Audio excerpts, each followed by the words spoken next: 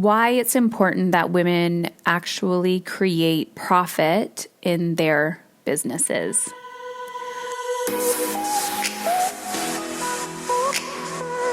All right, everyone, I am super excited for today's conversation. I'm sharing a very intimate interview that I did with Tara Newman. Tara Newman, which you can find her, Tara, Tara Newman, Newman. She has over 20 years experience as a performance and leadership coach and an MA in industrial and organizational psychology. She is a results-driven coach who uses the skills learned in her corporate career to support executives and entrepreneurs looking to transform themselves on both a personal and professional level. I've been following Tara for a while now. Her podcast is called The Bold Money Revolution. And her and I have been going back and forth, on Instagram, where you just develop these relationships with other entrepreneurs. And we just agree and have some of the same values. And I don't know when this became a priority for me. Probably 7 years ago when I had my own money crisis, and I know Tara has her own as well. And she talks about going bankrupt and all of those things. But lately, I've been, and you'll hear some of the interviews coming up in the next few weeks, but I've been talking to women more about, why it's important that you actually make money.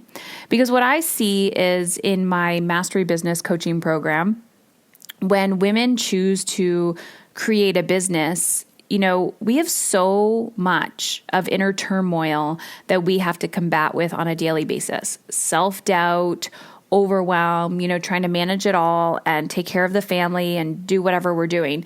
But even deeper than that is this conversation that we're having with ourselves of, am I enough? Am I enough? Am I worthy? And, I'm here for it. I'm here to have those conversations. I'm here to run towards the fire, as I like to call it. I'm here to face your deepest fears head on, to look them in the mirror and to realize that they're not as scary as we actually perceive them to be. And Tara and I go there and we talk about why it's really important for women to actually make money in their businesses. Because a lot of times I think we are falling into the trap of our addiction to busy, and our businesses become a very expensive hobby and they're not profitable. We don't know how to take the profit and to reinvest in ourselves and in our business skills and our personal development. And I think this is a really, really important conversation that we need to have, because I believe, profit, having a healthy, profitable business is better than having a 7-figure, a business making $1 million that is sucking the life out of you, that is not profitable. So just because somebody's making more in their business doesn't mean that they have huge energy leaks. And we need to solve those energy leaks so that you can have a very hearty, whole business that lights you up from the inside out. And this is not about, starting an online business. This is not about, having a webinar or a podcast. This is about you looking at your business in whatever aspect that is and making sure it's sustainable, profitable, and it's in alignment with how you want to feel. But that as a business owner, you are also willing to do the inner work to feel strong and alive. And there is no one size fits all, and there's no template for this. So let's dive in to this conversation with Tara Newman. And if you are interested in learning more about how I can support you in your business, I want you to head on over to Heather Chauvin. That's last name spelled CHAUVIN.com/work with me. You don't need to do this alone. You're not created to do this alone. And there is an easier, more sustainable way. And if you are also guided to check Tara out, go check her out at the Bold Money Revolution podcast. Let's dive in.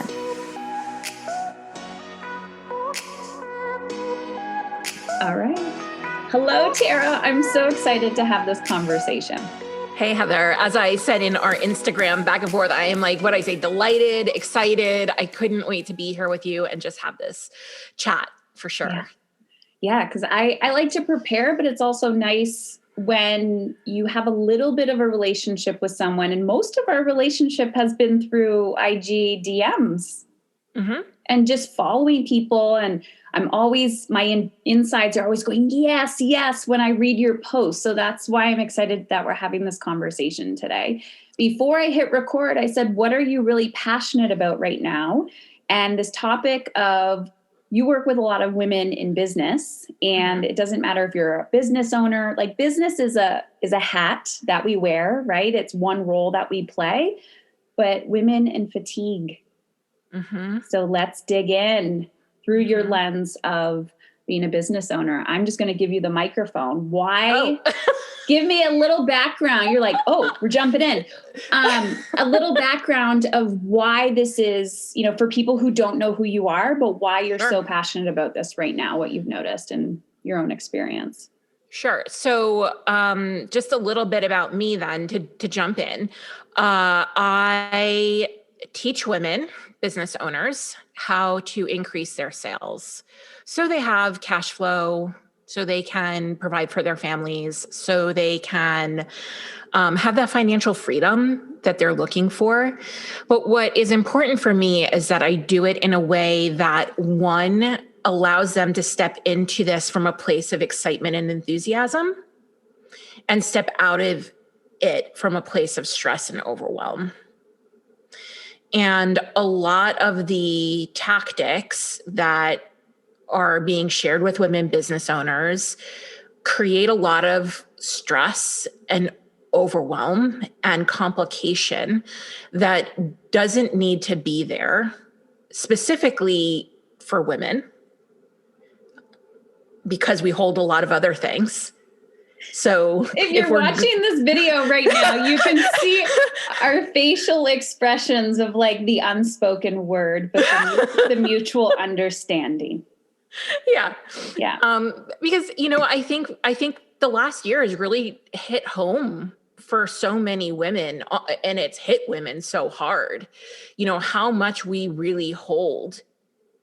Even, I'll just speak for myself, even having a husband that is completely engaged in life and family and doing the things. And, it still felt like, and we have both agreed and talked about this, that I still held more in that space.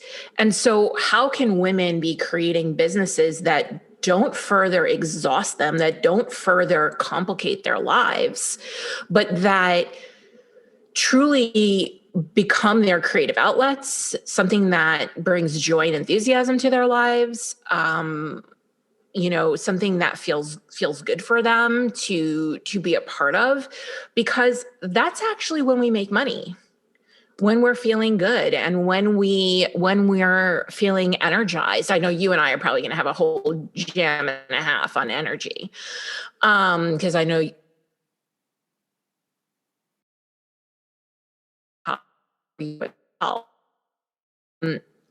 and so I get women who come to me. I've been doing this business thing for a while. I was born and raised by an entrepreneur, came from a very entrepreneurial family, spent some time in corporate, have a degree in industrial organizational psychology, which is really a mouthful, but the importance to this conversation of that degree is that I'm concerned with how people work, right? And like how we do work, how we accomplish work in the world, from a very humanistic perspective, from being a human being. And I'm also Profit First certified. And that has with Profit First. Yes. Not everybody would know what that is, but we all should be. We'll get into it. We all should be. It's actually a big part of the conversation, because when I started piecing things together here in the middle of this pandemic, this emerging crisis that we were in. It wasn't my first time to weather a business. My husband and I had a business that actually went out of business in 2008, 2009, where we actually went bankrupt. So I was no stranger to a down economy or any of those things.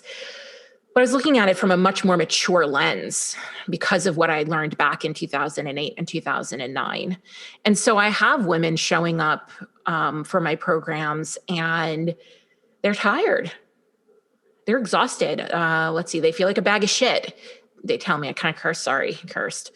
Bleep it. I curse all the time. It's explicit. Okay. India won't listen, but other countries are game. And they feel like trash, and it's interesting because they're done with the conversation on burnout. Yeah. And I am too for a lot of reasons. Not to say that if you feel like you have physical symptoms of something, please get checked out. That is important. Right. But I think that we're overusing it and we're not addressing the things that are really underneath that. And I think women are tired of being sold it as a marketing message. And so this has really just recently, even for me, because you were like, what are you passionate about right now? I'm like, this is something that I'm like, we need to talk about because we are stigmatizing the hell out of women being tired. If they're tired or low energy, they're low vibe, and nobody wants to be low vibe. Right. And so we really need to look at this from a systemic perspective. And, where I'm coming from a business perspective for women in business is there's a lot that we can do around the structure of your business and specifically around money in your business that can eliminate some of these feelings of overwhelm, and fatigue. Okay. So much that you just said. Yeah. Replace business with parenting, replace business with parenthood or womanhood. Like you just said, you're like, I was holding more, even though, I have a partner and the partner is integrated. As a woman, we're just integrated into society different. And if you don't become aware of it and kind of unlearn and relearn, we're holding a lot. And there's so many conversations we can have about this, but specifically for women in business and money, I want to talk about, because what I'm hearing you say, and I'm just getting so excited and it's very much in alignment with what I teach. What I'm hearing you say is, let's make this simple. Depending on where you are in your business and your life and what's going on, let's focus on the strategies that are going to bring in the most right now, not, become a millionaire on a weekend with this big long ass funnel and all this. Okay. I'm trying not to, all this crap and the stuff you're being sold, but like come back to bullshittery, the bullshit. But, I'm always asking, well, how can I? And I notice that a lot of people like to talk about the problems, but there is no solution. So what you're saying, it doesn't sound sexy, right? Like, oh God, no. And but that's the thing is like, I'm trying to find when and I don't know where I started this, but early on in my business, when you start business as a woman, I personally, I was attracted to other women. Right. And then I was like, okay, I got to buy into their narrative, which for me was the hustle culture. And I attracted a lot of mentors that didn't have children, mainly because I was young when I had children, but I also saw that of like, you have to be the mom or you have to be the business owner. Like you can't do both collectively or be good at it. Now, where am I going here? Profit, cash flow. When you hear somebody say 7-figure business, which is $1 million, that does not necessarily mean a profitable business or a cash flow business. And they may be, fatigued and burnt out. So I'm just going to set the stage for you there. And I'm curious how you would like to unpack that. I think what concerns me the most is in the online business space, the traditional online business advice, it preys on women and their conditioning to continually jump through hoops for success. I have spent, was that an I agree? I was like, I agree. Okay, thanks. Cool. Right? Because I've spent my entire life jumping through hoops. Yeah. The first to raise their hand, take on a project, the first to raise their hand to do the work that somebody else didn't want to do. The last to get a raise because I wasn't willing, I didn't have the confidence, right, to ask for it. And I worked in human resources. I worked as a compensation analyst. So I was the one doling out the raises. So I know who got the raises. The squeaky wheels got the raises. So the women were jumping through all the hoops, and the squeaky wheels were the men. And they were getting the raises. And the women are like, well, why aren't I getting a raise? I'm doing the work. Someone should see that I'm doing all this work. And then I should get the raise because people should value the work that I do. So women have been in a system, whether you've been in a corporate work environment or not, to do a lot of unpaid labor and not be valued for it. What is your perspective on freebies? And I just crossed my arms. I'm like, ooh, what's that? I crossed my arms. Oh, I'm like, what's your perspective on freebies right now? This whole market of like, give. Fuck that shit. No, listen, I think that the narrative is a little screwed here because what happens is we have people who give the message, and this is where women get messed up with marketing. If I get that we need to market, but if I could just get women to replace the word marketing with sales, I'd be really happy. One, because you can make sales without marketing. That's a fact. And two, you still need to convert the lead at the end of your marketing. And what happens is that we get these narratives, like Gary Vee is a perfect person. I don't genuinely follow him, but I know he's got that book, like jab, right? Like it's like cross jab, like, yeah, I get it. You know, basically what he's saying is give, ask, nurture, ask. Women are great at nurturing. Yeah. We fall apart at the ask. So what happens is the reason why I don't, yes, freebie to a point, but we have to stop nurturing and we have to start asking for the damn sale. And this is the problem with the freebie culture. A lot of problems with the freebie culture, but one as a business owner is that you're nurturing the hell out of someone and you're not likely asking for the sale, which is actually in a way harmful for you because then you're not making money, but you actually have someone who's got a problem that needs to be solved and they think that you can solve it. That's why they've gone to you for the freebie. Mm-hmm. And then you're not making the offer to solve that problem and you're leaving that person in genuine pain. And depending on what you do, it might actually be pain that you're leaving them in, right? And so we're not helping anyone when we do that. And I think we have to be really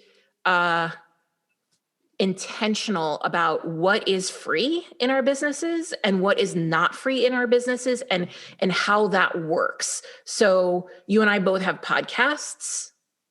Mm-hmm. My podcast is free. It's free for everybody who listens. It's not free for me, right? I got to pay to have that podcast produced and marketed. And I put my time and energy into that. And I give very generously in that respect. Mm-hmm. And for me, it works because it's a part of my sales funnel, right? And I have a way that you can get on my list with, a free resource. And that's really it. And then I need you to make a decision whether or not you want help and you want to get out of the place that you're in. Mm-hmm. And the only way that I can help you is if you pay me. Yeah. Why is it important for women to receive physical money in exchange, regardless if you... we could do a whole conversation on imposter syndrome and that term because that's interesting to me. But regardless if you have the confidence in or not, why is it so important for a consumer to pay money for something, even if it's $1? Let's talk about women and receiving and how they see themselves in a relationship to money for a second. So I asked a question on my Instagram. What's your number one reason for making money? Why do you want to make money? And I was a little concerned with the answers that I got back. And when I say concern is not a judgment. Concern is I'm genuinely concerned for women and their future in society based on the answer to this question. My money is extra. It's the icing on the cake. It's the thing that lets me get the higher access, higher quality of life. Very few women see themselves as a financial provider. And why this concerns me is because I've seen so many times women not have their own money. And what happens when women don't have their own money? And things like, and listen, my husband runs his own business. We are a dual income household. He brings money in, I bring money in. My perspective around that is that I am providing for my family. And if something happened to him, I can still provide for my family. If I needed to get out of this relationship for whatever reason being, I can get out of this relationship and not worry about my personal ability to provide for my family. And women on a very practical level need to think about their position with money. Can you support yourself if something happens, God forbid? Can you support yourself because you want to? Yeah. Can we stop being the extra and be the equal or the one? And so that, on a very practical level, that is important for women to receive money. Can I give a side note? Yeah. So I'm I guess you could say breadwinner, and my husband, it has shifted, but he works within the company. And I remember when that happened and I fought it. I was angry and I was resentful because I'm like, this is all on me. Meanwhile, he's like, well, how do you think I felt previously? Right. It's like, welcome to my world. When really I was just afraid of my ability to make it happen because my gender role was changing in my mind.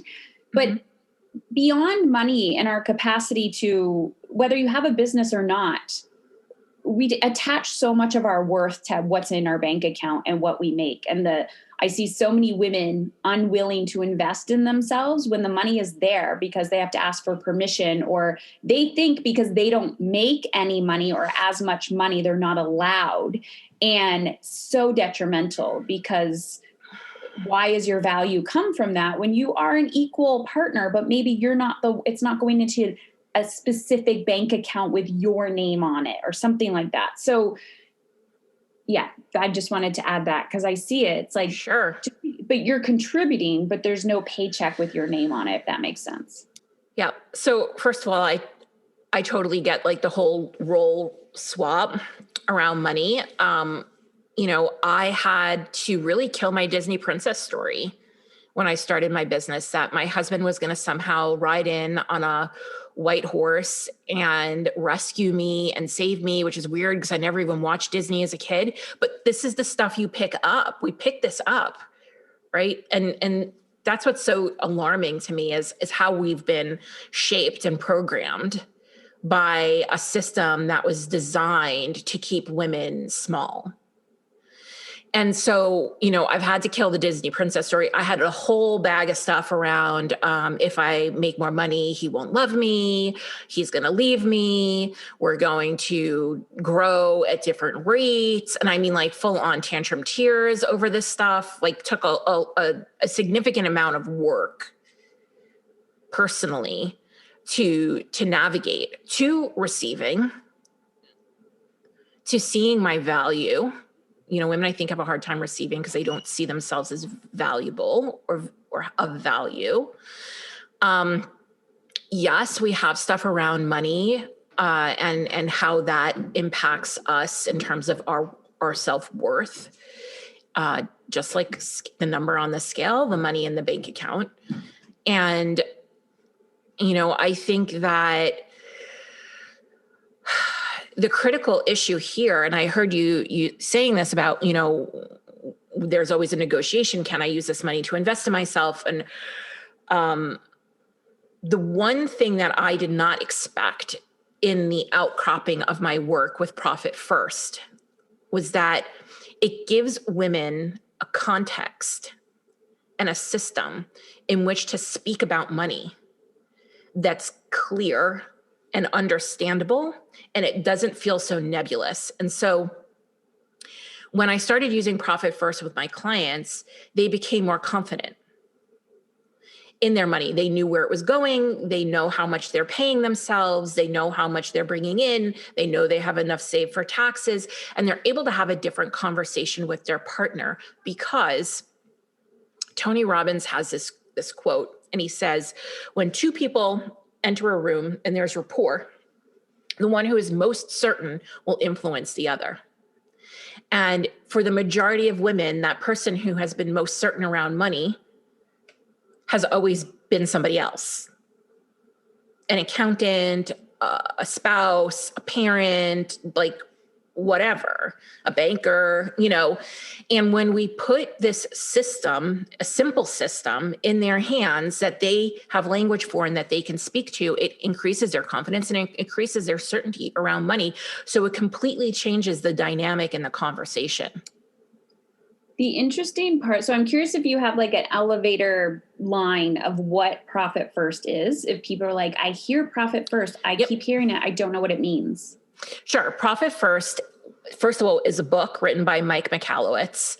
And he then turned it into a certification and a system that people can use in their businesses. And Profit First, on a very basic level, is the envelope system for your business. So if you grew up with a grandma or a great grandma or your parents where they would take their money at the end of the week and split it up into envelopes, and this was for groceries and this was for clothes and this was for gas, that's basically Profit First, but in your business. And we split it up with, this is what you're going to take for profit first.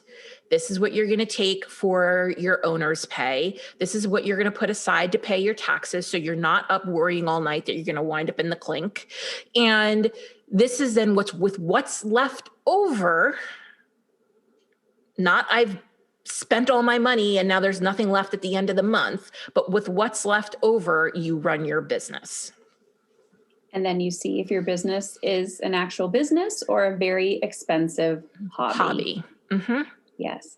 I don't know how many years it's been since I put Profit First in place. Of course, at first I wanted to overcomplicate it in my mind. And then all of a sudden I felt empowered with my money. Exactly what you were saying. My husband literally said to me, you're different. You're different. Like, you're less stressed. You're more confident. And I kept saying to him, because I've received, and I know I'm not the only one, pushback from the accountants, the banks, for putting the system in. And I kept saying, am I doing something wrong? This feels good. This is too easy. Why is everybody else like, pushback? I'm like, it's working. It took me a very long time to hold that boundary and hold that stance, even though I was making other people uncomfortable as I put this system into my business. Yeah. Yeah. And so the critical issue with Profit First, or why it's so important, is they're mission driven, and they're basically here.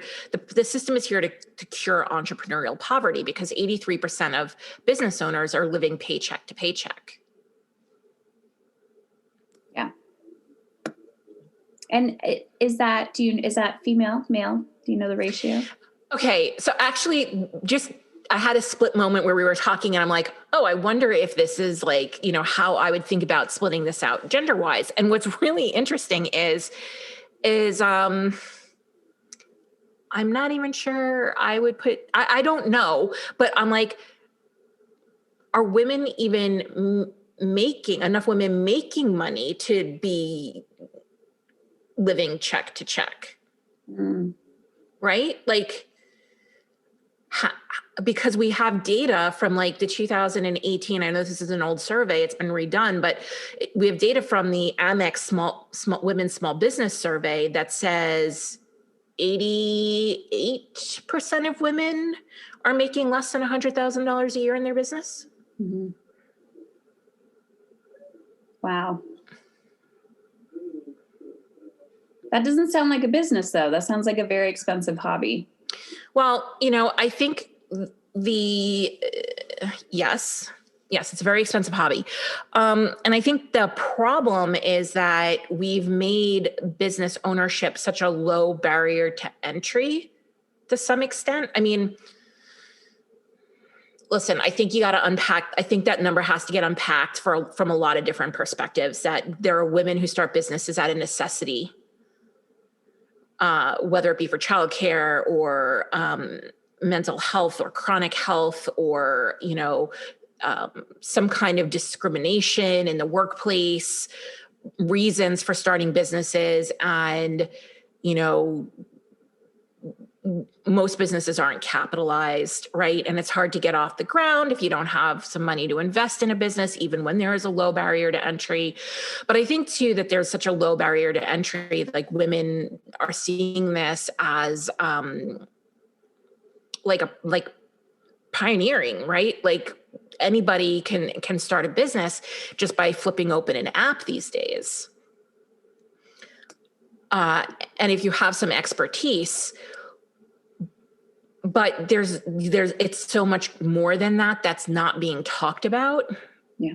That's really harming women. So they're being given tactics to start a business, and maybe that works a little bit. I think we all have like what I'll call early adopters to our work, that people just know us and they're inspired by us and they want to work with us because of that. Mm-hmm. And so there's some early traction that happens almost accidentally, but there's very little planning or understanding that there's a skill set that's required to create a sustainable business. And I think a lot of people, especially if they're taking in marketing messages, are hearing that money creates sustainability, or that's the connection that they're making. But it's our skills that create sustainability. And so it's always my goal to give women skills that will create income for themselves, this business, another business, working for somebody else, whatever it is. You will be able to provide, whether you see yourself as a provider or not, for yourself and your family. Okay, there's so much in here. One of the things I've said to you, I think before we hit record, was I didn't understand how people, and we've sprinkled this in this conversation, but I didn't understand how women, men in business didn't do personal development. And we talked a little bit about the point and the reason why we need profitable businesses in order to do that. So I'm curious if you can talk more about that. I've had the pleasure of having many opportunities with women in business that on the outside looks very successful. And then on the inside, they're crumbling. And I ask them, what's the biggest objection? And it is money to investing. And for whatever fear or reason that is, a lot of it, there is the practical of like, you're right, you cannot afford this right now. And then there's scarcity around that as well. So I'm curious your perspective, because mentorship has been, I wouldn't be where I am today without it. And I'm so grateful that I actually made a conscious decision at the beginning of my business, because I would say I'm an accidental entrepreneur. I grew up, my grandfather was an entrepreneur. And I was a social worker and I never wanted to own a business, but I wanted to make an impact, and it just naturally happened. So then I had to figure out how to become a business owner, but I fell into coaching and mentorship very early on. And I remember having that mindset of, I'm either going to go back and get my master's, or I'm going to invest the same amount of money or less, start a business and actually start making money. And I'm so grateful that I had that thought and I took that risk, because people thought I was weird for doing it. And I was like, well, I'm used to people thinking that, so that's okay. And it's worked out. But you gotta really do the inner work. So curious perspective. Well, I think that, there's that saying, whether it's cliche or not, that owning a business is your greatest personal development journey, which is 100% true, because pretty much everything that I've confronted in the last 6-7 years of running this business, I would never have addressed if it wasn't for running the business. And I think that there's a lot of, we can have this, like, is it the chicken or what comes first, the chicken or the egg, the personal development or the business skills, in terms of like where you're investing your money. Because I see, it's a spectrum like anything else, right? Like, I see a lot of people doing a lot of investing in personal development who run businesses, but then no investing in actual skill development. And then I see. Yes. And those are two very different things. Yes. Yes. Yeah. And so they're in these, like, they think that, I think maybe the problem there is that they think that will automatically build their business, and it's both. Like, you truly need both. And I get a lot of women who come into my program and they're like, oh, I want a health coach, and I want a life coach, and I want to have this person on my team in my business. And there's all these things that they see possible for them, but they don't have the money yet to do that. So that is, to me, one of the greatest reasons, and I can share my story a little bit about why I even run a business and why I even make money, is so that I have that money to go and invest in myself. Because I used to, when I was in corporate, and I was in charge actually of the learning and development function, and I would put in for training, because every department had a budget, and I would put in for training, and my training would sit on my boss's desk untouched for weeks. The men would put in for training, for project management, for engineering, for hard skill trainings, 3 times the cost of what my training was. And they would be approved in minutes. And I'm like, I am never going to leave it up to somebody else again to say whether or not I can grow as a human being. And so much of my reason why, aside from providing for my family and making sure that, no matter what happens in my life, I can do that. But the second most important thing for me in my business is my own growth and development as a human being. And that could look different at any different time, but humans are learners. We want to learn things. We want to, a lot of us are here for mastery. I think, we're struggling a little bit with understanding mastery, because there's so many options, and people are just like, I need to buy that thing, and I need to buy this thing, and I need to buy the other thing. And we're diluting our learning potential and our mastery, because we're just we're throwing money at too many things. But in general, like, we're here for mastery, and we are here for growth and evolution. And it's really about understanding who you need to become. There's so many different things I've invested in, but I'm like, who do I need to become to even hold the space for my clients? Like, to lead them, right? Whether it's business related and I want to hold capacity or serve more people, or it's like, who do you need to become in order to get that message out there in the world? But then also how that shows up in my parenting and in my personal life, of just by being. This is how we create the ripple. This is how we, continue to make a bigger impact. And then I hear the blocks around, well, I feel guilty for having more. I had to work through that. Sometimes I still have to work through it. I feel guilty for having more than people who are suffering. Like COVID has been beneficial to my business. I just had a conversation with someone today. They're like, this is exactly what I needed. And look at, people are dying and so many people are out of jobs. And, it's not everyone's suffering. Not everyone, we're all experiencing different things. We can't put ourselves in the same, what do they say? We're all in the same storm, but not in the same boat. Mm-hmm. But it's, how can we focus our energy and attention on profit is good. Feeling good is good. Having more is good. It's interesting. I had this conversation with my mom that like knocked me off my seat. Probably almost 2 years ago at this point. I had just come back from leading a retreat. I was really proud of myself. I led an international retreat. Prior to owning my business, I hadn't gotten on a plane in like 16 years. Never traveled without my husband, never traveled without my family. Like this was like a big deal. And then I take this group of women to Mexico, and we're in Mexico and we're walking around and they're catcalling at the women that I'm with. And like, these are, and I'm like, oh my God, I don't have enough cash in a paper bag to pay the federale if these women lose it on these people.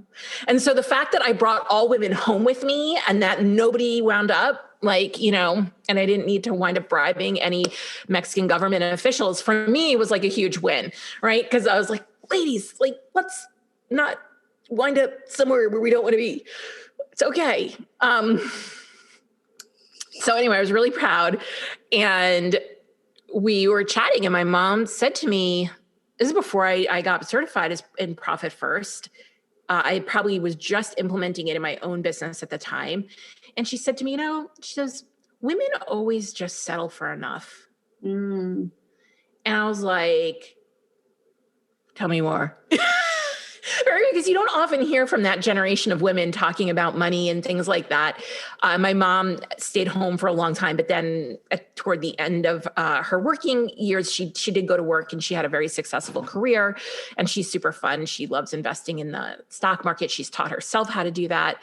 But she's like, we always just wind up with enough, and then something happens, and then we don't have enough. And so this is why it's so important that women have more than enough, so that when something happens, we're taken care of. And she's like, we're the first ones to always be giving, and we'll give at the expense of our own safety and care. And so, I think it's important when we look at, some women have asked me, like, why do we need profit in our businesses? And I get that because, we hear a lot about revenue.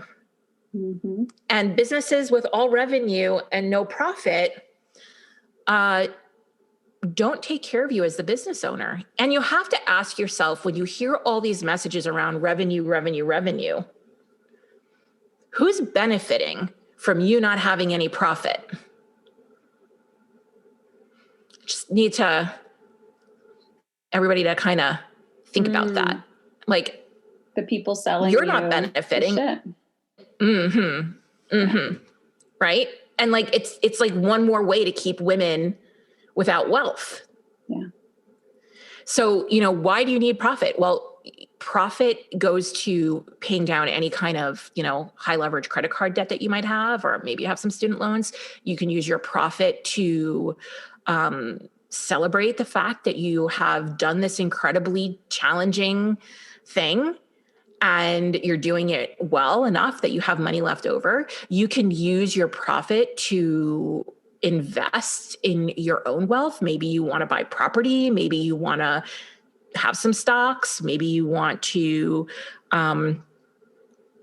use your profit to serve the world and give back. But it's hard to make an impact in the way that women desire an impact if we don't have that profit. I did not know this when I left my corporate job as a social worker. And I had this conversation with another social worker the other day. And she said, I want to stay here because I want to change the system. And I said, good luck, but how are you going to change the system if your cup is empty? And I don't just mean your energy cup, because she's already energetically drained. I said, your financial cup. I said, I left the system to create wealth, but I did not know I was creating wealth. Like, that was not my intention to leave, so that I can come back and make a difference outside of the system. And that, to me, was life-giving. Like, it feels lighter, it feels more energizing. But sometimes we're trying to work from the inside out. It's like trying to change people who don't want to be changed. I'm like, I'm just going to go change myself, and just by osmosis, we're all going to change, right? I had this really profound moment during the US election, because this is what we've been told. We've been told that you beat them from the inside out. You change the system from the inside. And a friend of mine I'm Gen X, I'm 44. My friend is 50. Her daughter is 20. And she said to me, I don't know what to tell her that we have two old white men running for office in this country. And I'm like, you tell her I fucked up. You tell her that I stayed too long in the system trying to change it instead of leaving it, empowering myself, fueling myself, my energy with money, with all the things, so I can come back and break the system. Because that's how my generation was raised. That's what we were told. That's what we were conditioned to believe, that you go and get your degree, you could do anything a man does. Yeah. And then you're going to go in and you're going to be equal. We weren't. But then you're in there and it's like, well, you're just going to change the system from the inside out. You're just going to beat them at their own game. And you're going to kill yourself in the process. And you are going to jump through every fucking hoop in the process for a goddamn 2% raise and a shit bonus. And you're going to just be so depleted. And you're scared to leave and you're scared to stay. And I'm not advocating for anybody leaving their corporate job. I'm just saying that, you have to look at how women have been systemically, oppressed and pushed down, and how in some spaces we are still carrying that out, and that is no longer an acceptable option for me. I funneled a lot of money into those campaigns this election cycle. And some of my candidates did well and some of my candidates didn't, but I couldn't think of a better way to spend my profits. That is such a beautiful way to complete this conversation. Tara, I want to say you're a magical unicorn, but I also want to just, I know you got teary, and then I was like, oh, here we go. Because I'm so mad. I cry when I'm frustrated, ladies. I'm so mad that it's 2021 and we're still here. Yeah. I'm like, put it down. You put it down. Everyone that's expecting you to hold it up will then realize your value. You don't need to prove your worth. And, I hear from so many people, they want to impact all these thousands of people. Impact yourself. Yeah. Like, what happens? This, when you change, everything changes. Everything. You break this cycle for your family and for your friends and for your colleagues and for your clients and one person's courage. Yeah. I'm raising 3 boys and my mother lives with us. And it is very intriguing to watch. I was on a call yesterday and the youngest was having a tantrum, big emotions. and my husband, we're all home. We've been home together for a year. They're not in school right now. And he was like, something about like, you're in your red zone. Like he was just like by word, he's like, you're in your red zone. You're having a moment. It's okay. After you calm down, we're going to communicate what you're feeling and what's going on. And I'm on this call and he's screaming and I'm smiling. And the ladies are like, what's going on? And I'm like, tears are starting to flow. I'm like, can you hear that? They're like, yeah. And just watching everybody, I'm like, I didn't shove anything down his throat. He was observing and watching me. And to live with your mother, who comes from the generation of, just enough, who works so, when I say hard, I look at this woman who worked in a factory to do whatever she could, who did not have the opportunities that I have today. And her body is deteriorating and just the quality of life. But watching her go, what are you doing? Why are you doing that? And just by me giving myself permission to do certain things, watching her judge me typically at first, making her comments, and then being like, I'm going to try that too. I'm like, you know what? Yes. You're going to trigger or inspire people just by being yourself. So why don't you be yourself? Yeah. Yeah. And it's okay to feel good.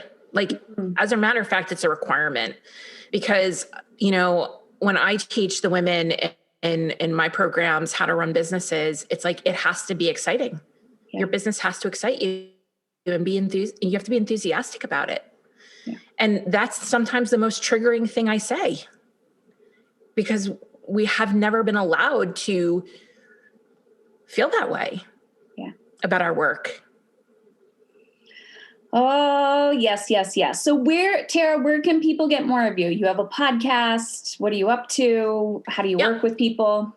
Yeah. So first and foremost, if anybody here wants to really look at how maybe you're overworking for the revenue that you have coming in, I do have a freebie. You can go to theboldleadershiprevolution.com/revenue, and it's a revenue calculator. And it's going to tell you exactly how much money you need to be making in your business to live your life, to live your best life, any of those things. And then it's going to tell you how much you're going to need to pay yourself, pay in taxes. And it gives you a very accurate number. You're not plucking this out of thin air, which I think is happening for a lot of women. And I know that numbers and money and this stuff can be intimidating. So this is a very simple to use pre-programmed calculator that I have created. Then we have the Bold Money Revolution podcast, where they can find me.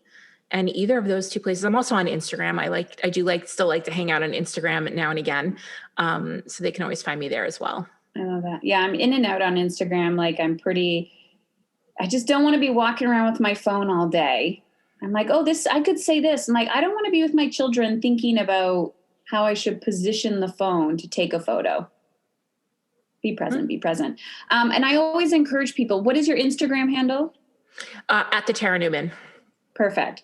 I always say, listen to this episode, run to Instagram if you're on Instagram, and send Tara, tag her, but also send Tara a DM. A DM means private message on Instagram, letting her know how this conversation has impacted and influenced you. So Tara, thank you so much for being here. I'm so grateful for you. Same. Thank you for having me.